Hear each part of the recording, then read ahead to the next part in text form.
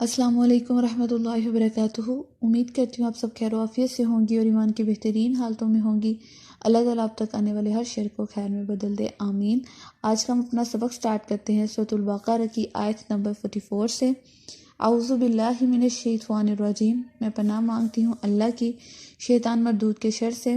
بسم اللہ الرحمن الرحیم، شروع اللہ کے نام سے جو بڑا مہربان نہایت رحم کرنے والا ہے۔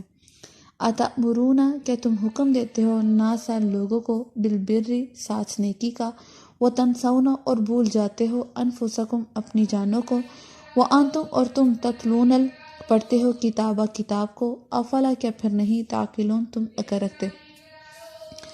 اب اس میں اللہ تعالیٰ فرما رہے ہیں کہ تم لوگوں کو حکم دیتے ہو نیکی کا اور خود بھول جاتے ہو، حالانکہ تم تو کتاب پڑھتے ہو، تم تو کتاب والے ہو، اہل کتاب ہو۔ جیسے ہم اہل قرآن والے ہیں، ہم اہل سنت ہیں، ہم اہل حدیث ہیں الحمدللہ۔ تو اللہ تعالیٰ فرما رہے ہیں جب تمہارے پاس یہ کتاب ہے، تمہارے نبی کی سیرت ہے تمہارے پاس، تو تمہیں تو چاہیے تم جلدی سے پہلے عمل کرنے والے بن جاؤ، لیکن تم کیا کرتے ہو؟ تم لوگوں کو حکم دیتے ہو، لوگوں پہ فتوے گاڑ دیتے ہو، لیکن خود عمل نہیں کرتے۔ مثال کے طور پہ اب میں ٹی وی دیکھ رہی ہوں اور میں بچے کو کہہ رہی ہوں کہ جا کے نماز پڑھے، تو وہ کیا پڑھے گا؟ میری بات میں وہ تاثیر ہی نہیں آئے گی، اور بچہ مجھے فوراً پلٹ کے جواب دے گا کہ خود تو آپ ٹی وی دیکھ رہی ہیں، خود تو آپ پڑھ نہیں رہی نماز، تو مجھے کیوں کہہ رہی ہیں؟ ایسے ہی ہوتا ہے نا۔ تو یہی بات اللہ تعالیٰ فرما رہے ہیں کہ اگر تم لوگوں کو حکم دیتے ہو تو سب سے پہلے خود عمل کرنے کی طرف آؤ۔ خود عمل کرو گے تو لوگوں کو اس کی طرف گائیڈ کر سکو گے نا۔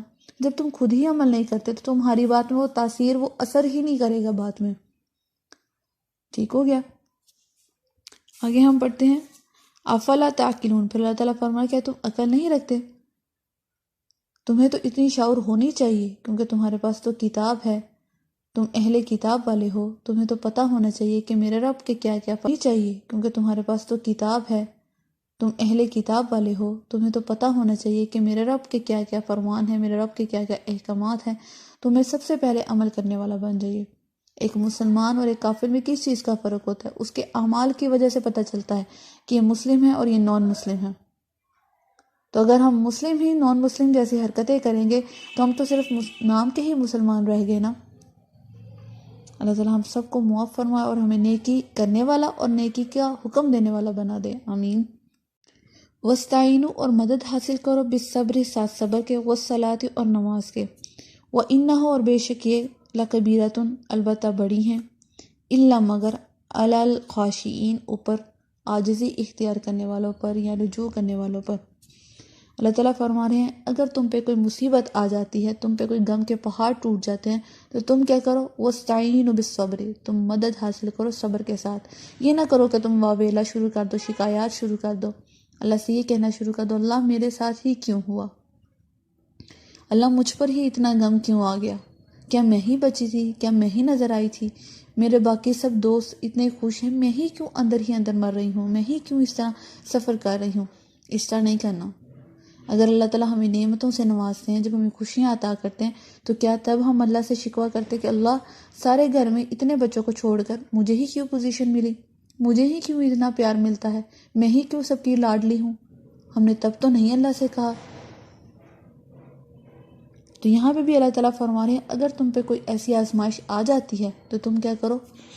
بالصبر، صبر سے کام لو، والصلاۃ اور نماز سے۔ اللہ تعالیٰ فرما رہے ہیں یہ دونوں صفتیں جو ہیں یہ مومن کی صفتیں ہیں۔ جب مومن پہ کوئی آزمائش آتی ہے تو وہ کیا کرتا ہے؟ صبر کرتا ہے، نہ کہ شکوے شکایت کرتا ہے، اور اپنی نماز کی پابندی کرتا ہے۔ یہ نہیں کرتا کہ اللہ اب مجھ پہ یہ ظلم ٹوٹ پڑا ہے تو میں کیوں اب تیری عبادت کروں، میں کیوں تجھ سے دعائیں مانگوں، میری تو کوئی دعا قبول ہی نہیں ہوتی، ایسا نہیں کرتا۔ جو مومن ہوتا ہے وہ صبر کا بھی دامن نہیں چھوڑتا اور اپنی نمازوں کو بھی قضا نہیں ہونے دیتا۔ اللہ تعالیٰ فرما رہے ہیں یہ دونوں چیزیں باری ہیں۔ یہ دونوں چیزیں کس پر باری ہیں؟ جو منافق ہے، جو دین پر عمل نہیں کرتا، جو کافر ہے، جو مشرک ہے، جو اللہ پر یقین نہیں رکھتا، اس پہ یہ دونوں چیزیں باری ہیں۔ ایک تو وہ صبر نہیں کر سکے گا، دوسرا وہ اپنی نمازوں کی باقاعدگی نہیں کر سکے گا۔ پھر فرمایا الا علی الخاشعین، لیکن جو اللہ کی طرف عاجزی کرنے والے ہیں، اللہ کی طرف رجوع کرنے والے ہیں، انکساری اختیار کرنے والے ہیں، ان پر یہ چیزیں باری نہیں ہیں۔ اب ہم نے اپنا یہ معاوضہ کرنا ہے کہ ہم کن لوگوں میں سے ہیں۔ کیا ہم صبر کرتے ہیں؟ کیا ہم اپنی نماز کی باقاعدگی کرتے ہیں؟ اگر ہمیں خوشی ملتی ہے تو کیا تب خوشی کے موقعوں پر بھی ہم اللہ کو یاد رکھتے ہیں کہ نہیں رکھتے؟ کوئی فنکشن آ جاتا ہے تو کیا ہم اپنی نماز کو ادا کرتے ہیں یا نہیں کرتے؟ یہ چیزیں اب ہم نے اپنے اوپر کرنی ہیں. کچھ بھی ہو جائے نماز کو مت چھوڑا کریں، نماز کو ترک مت کیا کریں. ہم سب سے ایزی جو ہم اپنے لیے کام آج کل ہم نے کر رکھا ہوا ہے وہ یہ ہے کہ ہم کوئی بھی فنکشن ہو، کوئی بھی ایونٹ ہو، کوئی بھی کچھ بھی ہو، ہم سب سے پہلے اپنی نماز کو اگنور کرتے ہیں. ہر چیز کو اگنور کر دیا کریں، ہر چیز کو اوائڈ کر دیا کریں، نماز کو مت کیا کریں، کیونکہ یہ اور آپ کی اللہ سے ملاقات ہے. اللہ کی ملاقات کو اگنور نہیں کر سکتے. ٹھیک ہے. الذین جو لوگ یظنون گمان رکھتے ہیں انہم یہ کہ وہ ملاقات کرنے والے ہیں ربہم اپنے رب کی طرف سے، وانہم اور یہ کہ وہ الیہ طرف اس کی راجعون لوٹ کے جانے والے ہیں. اللہ تعالیٰ فرمانا ہے جو لوگ یہ گمان رکھتے ہیں کہ انہوں نے اپنے رب سے ملاقات کرنی ہے، اسی کی طرف لوٹ کے جانا ہے، تو وہ ضرور ایسے اعمال کریں گے جس سے ان کا رب راضی ہو جائے. جس کو یقین ہی نہیں ہے کہ میں نے اپنے اللہ سے آخرت پہ نہیں، جن کو یقین ہی نہیں ہے کہ وہ کبھی اپنے رب سے ملاقات کریں گے، جو دوبارہ اٹھائے جائیں گے، تو وہ کیسے اللہ سے ڈریں گے، اللہ سے محبت رکھیں گے؟ وہ تو خود کی خواہشات پر عمل کریں گے، اپنے نفس کو راضی رکھیں گے، شیطان کی پیروی کریں گے. تو اللہ تعالیٰ فرما رہے ہیں جو لوگ اللہ کی ملاقات کا گمان رکھتے ہیں کہ وہ اپنے رب سے ملاقات کریں گے، تو اللہ تعالیٰ فرما رہے ہیں وہ پھر ضرور ایسے اعمال کریں گے جن سے ان کا رب راضی ہو جائے. یا بنی اسرائیل اے بنی اسرائیل اذکروا یاد کرو نعمتی میری نعمت کو، التی جو انعمت انعام کی، علیکم اوپر تمہارے، وانی اور بے شک میں فضلتکم فضیلت دی تم کو، علی العالمین اوپر جہان والوں کے. اللہ تعالیٰ بنی اسرائیل سے مخاطب ہیں، فرما رہے ہیں اے بنی اسرائیل یاد کرو اس نعمت کو جو میں نے تم پر نازل کی. یہ آیت ہم نے پہلے بھی پڑھی ہے، تو اس آیت کا بار بار ہی ہم بنی اسرائیل کے بارے میں پڑھیں گے، کیونکہ بنی اسرائیل ایسی قوم تھی جس میں بہت سے انبیاء کرام آئے، بہت سے معجزے ان پر نازل کیے گئے، لیکن ایٹ دی اینڈ ان کا انجام کیا تھا کہ انہوں نے اللہ کی ناشکری کی، اللہ کا انکار کیا، تو یہ لوگ عذاب میں مبتلا ہوئے، مختلف قسم کے عذاب ان پر آئے. تو اللہ تعالیٰ فرما رہے ہیں تم اپنی نعمتوں کو یاد کرو جو میں نے تم پر دی. میں نے تمام جہان والوں پر تم پر فضیلت دی. کیسے؟ اللہ تعالیٰ نے من و سلوہ ان پر اتار دیا، پکا پکایا کھانا ان کے لیے آتا تھا. بہت سے انبیاء ان کی قوم میں آئے، تو یہ اللہ تعالیٰ کی فضل تھا نا، یہ اللہ تعالیٰ کا کرم تھا جو ان کی رہنمائی کے لیے، ان کی ہدایت کے لیے اللہ تعالیٰ نے اپنے نبیوں کو بھیجا.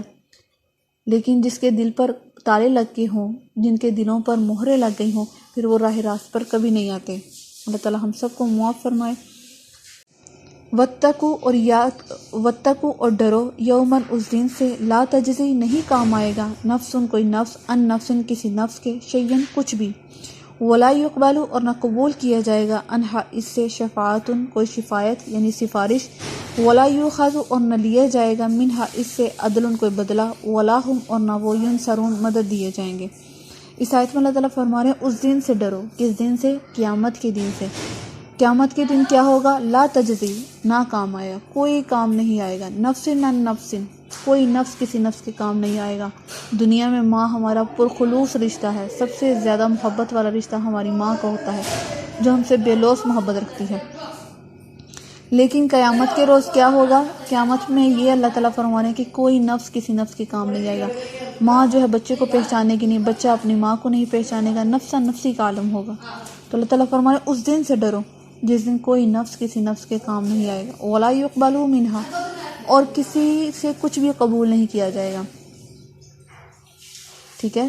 آج ہم دنیا میں پیسے اکٹھا کرنے میں لگے ہوئے ہیں، سونا چاندی اکٹھا کرنے میں لگے ہوئے ہیں، تو اللہ تعالیٰ فرماتے ہیں کہ جب قیامت کا روز ہوگا تو جو کفار مکہ ہوں گے، جو کافر ہوں گے، جو مشرک ہوں گے، جو منافقین ہوں گے، وہ اللہ کے آگے زمین بھر کر سونا بھی پیش کریں گے. تو اللہ تعالیٰ فرمائیں گے نہیں، آج یہ تمہارے لیے کوئی کام نہیں کرے گا، جو تم نے دنیا میں اتنا اکٹھا کیا آج تمہارے لیے کسی بھی کام کا نہیں.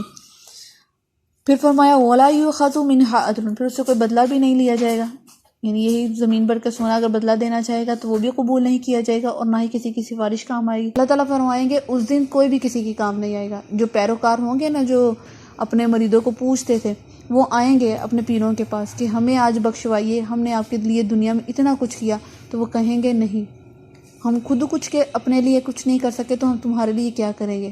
ہمیں بھی شیطان نے بھٹکایا اور تم لوگوں نے ہماری بات کو مانا، حالانکہ تمہارے پاس تو دین تھا، تمہارے پاس تو قرآن تھا، تم نے اس کو چھوڑ کے ہماری طرف آئے، تو اب یہ تمہارا قصور ہے، اب تم ہی اس کا دوہرا سزا پاؤ گے۔ وہ لوگ ایک دوسرے کے لیے اس طرح پھر کریں گے کہ اللہ ان کو دوہری سزا دیں کہ انہوں نے ہمیں بھٹکایا، وہ کہیں گے انہوں نے ہمیں بھٹکایا۔ ٹھیک ہو گیا؟ پھر فرمایا وَلَا هُمْ يُنصَرُونَ، اور ورنہ مدد دیے جائیں گے۔ اللہ اکبر، کتنا بڑا ظلم ہے۔ دنیا میں اللہ تعالیٰ فرماتے ہیں کہ تمہاری مدد کے لیے میں ہوں، جب اللہ تعالیٰ قیامت کے روز فرما رہے ہیں تو تمہاری مدد کے لیے کوئی بھی نہیں ہوگا۔ آج ہم ذرا سی مشکل میں ہوتے ہیں تو اللہ تعالیٰ نے ہمارے لیے اتنے خوبصورت رشتے رکھے ہوئے ہیں، ہمارے ماں باپ، بہن بھائی، وہ فوراً ہماری پریشانی میں پریشان ہو جاتے ہیں، ہمارے لیے کچھ نہ کچھ ضرور کرتے ہیں، جس سے ہمیں یہ فیل نہ ہو کہ ہم تنہا ہیں۔ اور سب سے بڑھ کر میری رب کی ذات، جس نے ہمیں اتنے خوبصورت رشتوں سے نوازا، یا وہ ہمارے لیے ایسی راہ کھول دیتے ہیں جس کا ہم نے گمان تک نہیں کیا ہوتا۔ ہمارے لیے ضرور کوئی مدد آ جاتی ہے، اگر ہمارے لیے آزمائش آتی ہے تو ساتھ ہی ہمارے لیے مدد بھی نازل کر دی جاتی ہے۔ تو اللہ تعالیٰ فرمانے قیامت کے روز یہ سین بھی نہیں ہوگا، تمہارے لیے کسی کی مدد بھی نہیں ہوگی۔ اللہ اکبر، امیجن کریں ذرا اس دن کو، تو رونٹے کھڑے ہو جاتے ہیں کہ کیسا وہ دن ہوگا کہ اللہ کے سامنے جب ہم کھڑے ہوں گے اور اللہ تعالیٰ پوچھیں کہ ہاں بتاؤ فلاں دن تم نے کہاں گزارا، فلاں ٹائم تم کہاں تھے، تم نے اپنی جوانی کو کہاں خرچ کیا،